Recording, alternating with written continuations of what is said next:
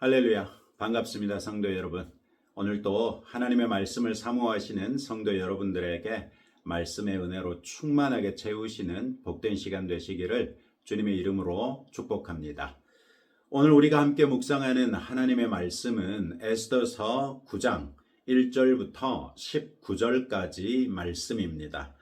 오늘의 성경에서는 왕의 조서에 명시된 12째 달 13일이 되어서 유다인들이 원수들을 죽인 일과 그 결과가 소개되어 있습니다.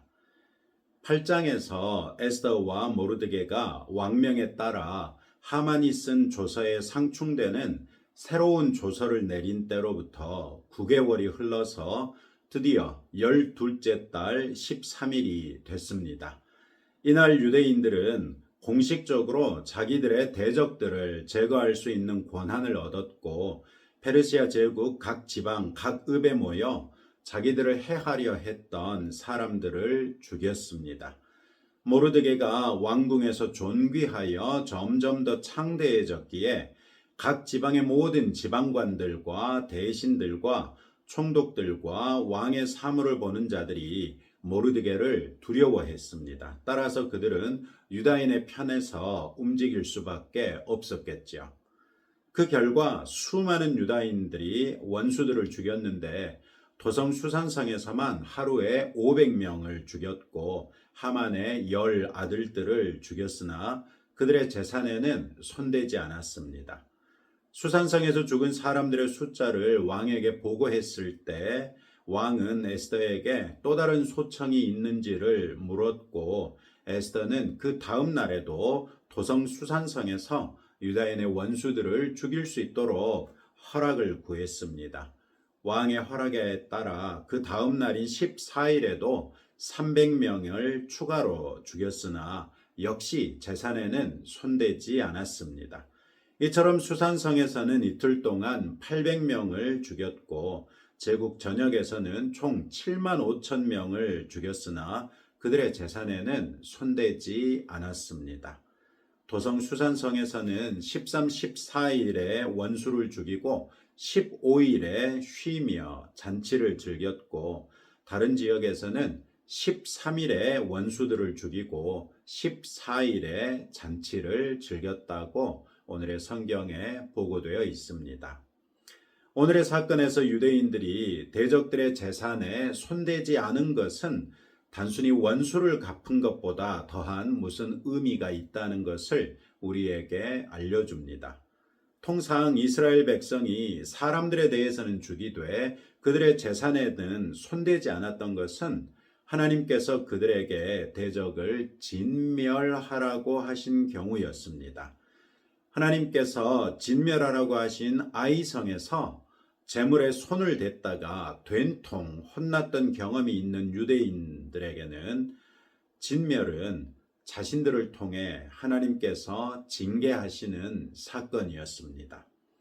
비록 개역 개정 성경에서는 에스더서에서 진멸이라는 한글 단어가 등장하기는 하지만 이 단어의 히브리어는 하나님께서 이스라엘 백성에게 진멸을 명하셨을 때 사용하셨던 헤렘이라는 단어가 아니라 전쟁 상황에서 적군을 멸살한다는 의미의 헤레그나 아브단이라는 단어가 사용됐습니다. 즉 에스더서 자체에서는 유다인이 대적을 죽이는 것에 대하여 헤렘, 즉 진멸하라는 직접적인 단어는 사용되지 않았다는 말입니다. 그런데 유다인의 대적이 하만이었고 이 사람은 아각 사람이었으며 그는 아말렉 족속 아각 왕의 후손이었습니다. 따라서 12째 달 13일에 죽임을 당한 사람들은 우선적으로 아말렉 족속이거나 그들과 찬동했던 사람들이라고 생각할 수 있고 이런 사실은 수산성에서 하만의 10 아들이 전부 죽임을 당한 것을 통해서도 확인할 수 있습니다. 즉 이날 죽임을 당한 사람들은 아말렉 족속이었다고도 볼 수 있다는 말입니다. 그런데 이스라엘 백성이 출애굽하여 모압 평지에 진쳤을 때 모압의 왕 발락이 발람을 불러서 이스라엘 백성을 저주하게 했던 적이 있었습니다. 이때 발람은 오히려 하나님을 두려워하여 이스라엘 백성을 저주하지 못하였고 오히려 주변 족속에 대한 저주를 예언했던 적이 있습니다. 그 중에 민수기 24장 20절 말씀에 보시면 또 아말렉을 바라보며 예언하여 이르기를 아말렉은 민족들의 으뜸이나 그의 종말은 멸망에 이르리로다. 이렇게 예언해 놓았거든요. 이 구절이 모세오경에 기록되어 있기 때문에 이스라엘 백성에게 이 구절은 아말렉 족속에 대한 진멸 명령으로 받아들여졌을 것입니다. 그런데 그 진멸 명령을 사울 왕 때 어김으로써 사울 왕이 하나님께 버림받았고 그때 이후로 아말렉을 진멸할 수 있는 기회가 없었습니다. 이제 페르시아 지역에서 유다인들이 아말렉 족속을 진멸할 수 있는 기회가 왔으니 유다인들은 12째 달 13일을 아말렉 진멸의 날로 이해했던 것으로 볼 수 있습니다. 이런 까닭으로 에스더 왕후가 수산성에서는 14일에도 원수들을 죽일 수 있도록 허락을 요청했던 것으로 보입니다.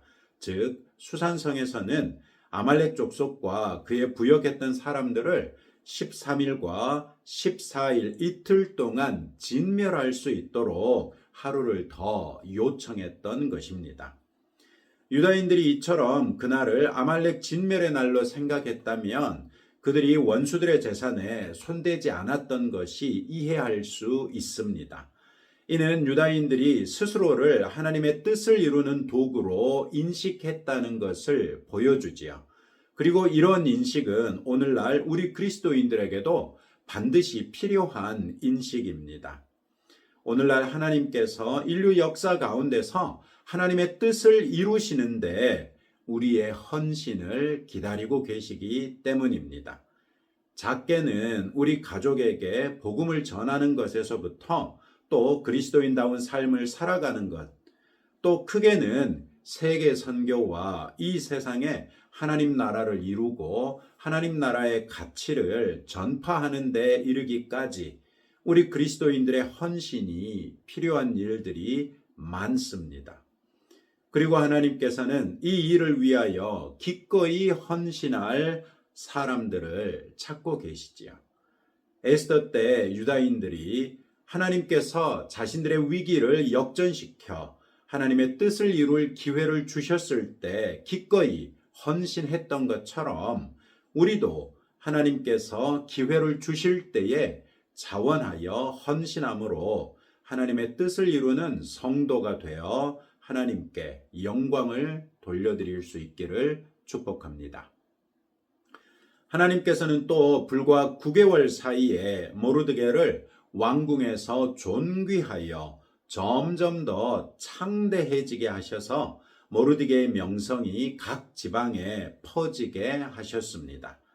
이는 하만을 대신하여 총리 대신으로서 모르드게가 강력한 왕의 지지를 기반으로 127개도 전체에서 덕망을 얻었다는 것을 보여줍니다. 따라서 그의 권력은 더욱 공고해질 수 있었던 것이죠. 아마도 모르드게의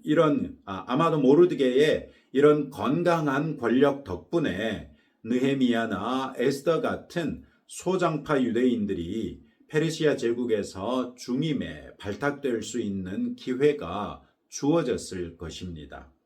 이는 우리 그리스도인들 역시 특정한 지위에 오를 때 우리 스스로 그리스도인들을 대표한다는 생각과 하나님의 영광을 염두에 두고 직무에 임해야 할 것을 가르쳐 줍니다. 최근 우리나라에서는 특정 고등학교 출신의 대통령과 장차관과 장성들로 인해서 무리를 경험했고 그 결과 그 고등학교가 부당하게 지탄을 받았던 것을 경험한 바 있습니다.